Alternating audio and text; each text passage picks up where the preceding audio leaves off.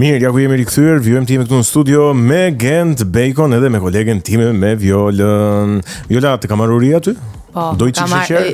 Jo më ka marrë uria, më ka rënë sheqeri. Të ka rënë sheqeri, çu themi. Pastaj, me që ne folëm për mikpritjen shqiptare, po si më na vjen Genti këtu edhe ne si themi, o Gent, do i bono.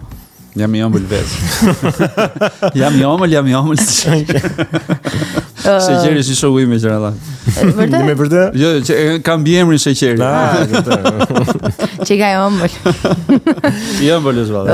Shumë. Cilën nga këto shihet ke më shumë qejf? Se di, çfarë Do të cilën nga këto ngjyrat se me shihet se Kemi vanilje, kjo duhet të jetë qershi. Po. Ç'është kjo? Lule shtrydhe? Edhe çokoladë apo çokoladë, edhe akullore edhe çokoladë. Edhe akullore edhe çokoladë. Edhe kadaif edhe baklava. Po ja, ajo me qershi ndoshta. Me qershi. Pse do ta hapësh tani? Nuk ham tani. Po ta jap, un po vazhdoj, po ha se më ka rënë. Nuk flas me gojën plot, po e marr se s'dua të të kthej dorë. Ti merr edhe haje pastaj. Se thon pastaj I ktheu dorë.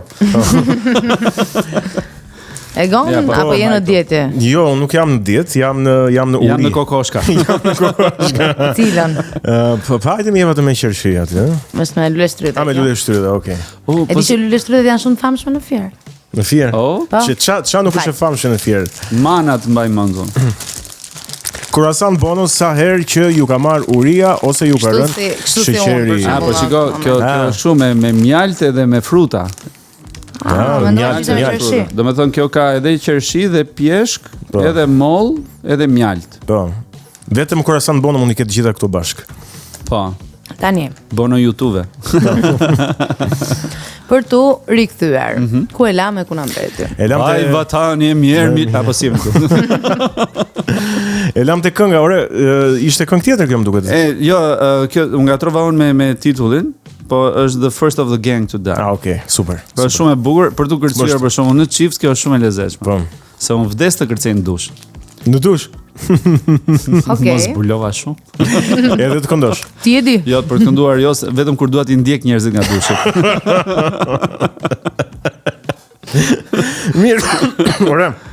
Diçka më ka bërë përshtypje nga karriera jote, po në fillim fare, para se të niste ajo, që e kishe një kështu një rrugë edhe këtej nga siguria, nga policia, nuk s'ka bëj apo jo. Jo. S'ka pas lidhje, ëh? Jo. Domethënë ti ke nisur Akademinë e Arteve apo ke pasur një dilemë në fillim? Në fillim po. Domethënë në fillim ka qenë, jo, jam përgatitur për arkitekturë. Për arkitekturë. Kisha bërë gati një vit kurs. Aha. Në Fier madje ka qenë një arkitekt shumë i mirë, Mujtin Kokalari. Okej. Edhe ai më duket se është në Kanada, në mos gaboj tani. Dhe kam pasur 3 ide, domethënë, 4 më saktë. Një ishte që ishte regji aktrim ose aktrim. Një ishte arkitektura dhe e treta ishte Akademia e Rendit. Ta pra. Po. Por pastaj xhaxha im I vogël, I cili sigurisht që më do shumë. Ai më tha atëre, po ti ç'a kujton ta se je komisar Katani? Dhe faktikisht kur e mendoj sot me atë lloj idealizmi që kam pas atëre, me siguri që diçka do kishte ndodhur, domethënë, duke parë se si kanë evoluar gjërat e sistemi dhe se sa e vështirë ka qenë sidomos për brezin që ka lënë rinia ime. Domethënë ti ishe në atë kohë në detyrë si një oficer policie, sepse ideja ishte domethënë të bësh karrierë në polici, nuk është ideja që ti të bësh thjesht oficer, po themi I thjesht. Po ti të avancosh në dhe me siguri do nuk ma bën mbar, nga që unë I kam pasur faktikisht, domethënë babai, xhaxhai, shumë kushurin kanë qenë pjesë e strukturave të Ministrisë Brendshme, Ministrisë Rendit si I bie. Ministria Brendshme na Ministria Rendit sot, domethënë se kanë qenë. Po që mendon me idealizmin që kishe dhe me kokën që kishe. Po, do kisha përfunduar si komisar Katani. Komi qua. Po mirë, do flisni mirë për ty. Larg qoftë. Po do të kishim maksimumi, do kishim vënë emrin në një rrugë. Megjithatë ne mirë për ty flasim edhe kështu siç je sot. Fal Zotit. Po un kam qenë gjithmonë kreativ si natyrë, kam përshtypjen sepse duke qenë se dhe pikturoj. Dhe kam qenë gjithmonë me pasionin për artin, sidomos atë skenik. Dhe në fund faktikisht unë nuk shkova për arkitekturë për një arsye shumë të thjeshtë sepse më ran datat e konkurseve në atë kohë. Ra data që konkurroi për regji ishte në të njëjtën datë me arkitekturën.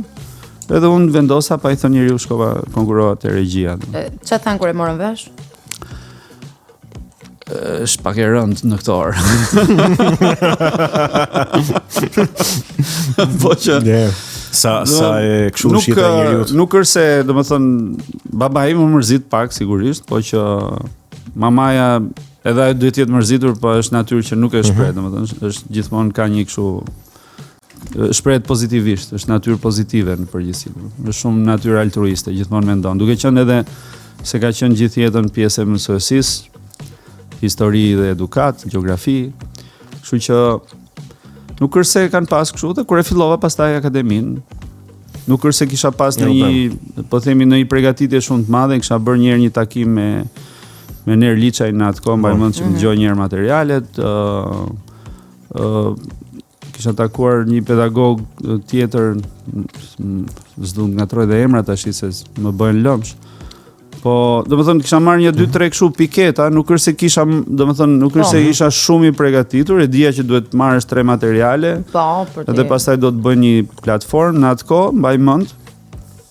Gjeta disa revista të vjetra, revista teatri, ka pas qenë një revistë që prodhoi dhe ishte në të gjithë teatrot domethënë jo vetëm në Tiranë, por në të gjithë teatrot e rrethave, në biblioteka ata kanë pas një revistë teatri, ka qenë kështu e vogël, dhe aty publikoheshin para 90-s, publikoheshin këto platformat regjizoriale, drama ose komedi të ndryshme, domethënë dramaturgji shqipe.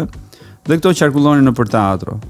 Dhe mbaj mend që në atë kohë isha akoma në Fier, I kishin marrë dhe po I pastronin dhe I kishin hedhur. Dhe shumë teatro e bën këtë lloj gafe. Këto duhet ishin pjesë e arkivave të teatrove, mendimin tim, sepse unë aty kam parë për shembull platformat të Serafim Fankut. Okej. Kam parë platformat Piromanit. Okej. Nuk e di sa regjizor të tjerë dhe aty e kuptova se si u ndërtonte një platformë dhe ne kishim në konkurs këtë platformë teatri. Platformë regjizoriale. Regjizoriale, po. Domethënë ti para se sot ka dalë një çik nga moda ndoshta ose ndonjëherë edhe për shkak të ignorancës edhe me shumë gjasa po. Regjizorët përgjithësi domethënë operojnë pa platformë, mendojnë që të marrësh një pjesë në mbledhësh një grup aktorë ta vësh në skenë. Dakor, ti e vënës në skenë, bravo të qoftë. Okej. Një regjizor I mirë para se të nisi një punë ka një platformë. Okej. Ka një plan pune dhe pastaj hidhet në sulm dhe e shpërndan tek trupa. Okej. Që të punosh mirë. Nëse do të punosh, ti kesh idetë e qarta, sepse arma më e fortë e një regjizori është argumenti. Nuk është as imponimi, nuk është as nuk e di elemente të tjera, domethënë, as frustrimet e tua që mund të kesh në jetë, është vetëm argumenti. Nëse ti ke argumenta, ti mund ta bindësh aktorin që të shkojë drejt rrugës që do ti mund ta qartësosh aktorin mbi të gjitha, se aktori është krijues më vete. Aktori nuk është një ushtar që duhet të të bindet ty për çdo gomarlik që ti je zgjuar në mëngjes edhe e ke parë në ëndër. Që ta kuptoj qartë, meqense ti mund të kishe bërë dhe arkitekt. Nëse atë ditë do shkoje te konkursi I arkitekturës.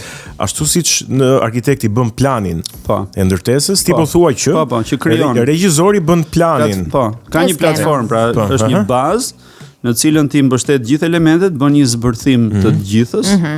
Bën zbërthim të karaktereve, zbërthim të ngjarjeve, I përgjigjesh të gjitha pyetjeve ku, si, pse, çfarë, si, domethënë për ta kuptuar sa më mirë atë pjesën që do e vendosësh. Dhe në atë moment ke zbërthyer personazhet në ndërveprim me njëri tjetrin, ke krijuar një sketch,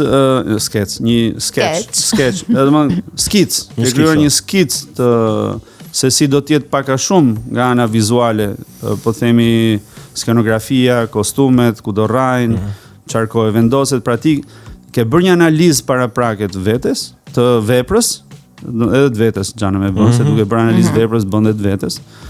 Dhe këtë ja paraqit grupit me të cilin punon. Por regjizorët sot në përgjithësi e bëjnë këtë gjë?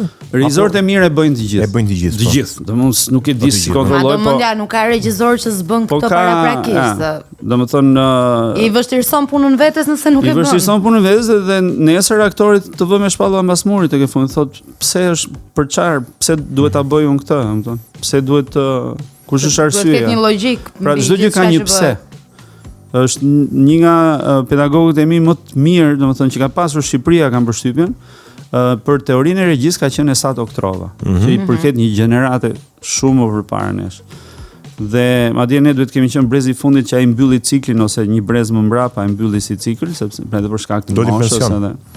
Po jo, ai kishte kohë, domethënë nga mosha, po vazhdonte të jepte mësim sepse po kishte këtë, për shembull që e mbaj mend si sot e kësaj dite, ai gjithmonë pyeste pse. A kupton dhe ti ishe në kërkim sepse kjo, sepse ajo, sepse. Pse? Nuk e ke lexuar ti atë? Po shumë vite përpara. E di se ka qenë në librat e gjimnazit.